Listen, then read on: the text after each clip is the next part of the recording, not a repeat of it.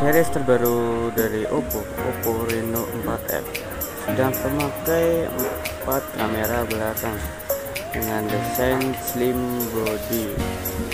Ya, di seri ini dia juga sudah menggunakan RAM 8 internal 128GB.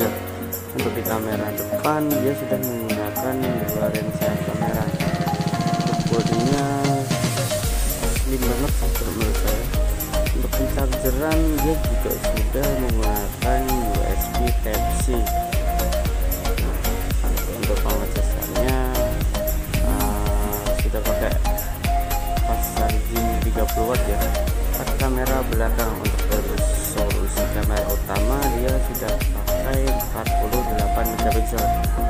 Di seri ini dia sudah menggunakan prosesor di seri sebelumnya, seri Reno 3 Pro. Di seri ini dia menggunakan Helio MediaTek P95 ya, biasanya tipis banget ya. Kamera depannya dia pakai 32MP.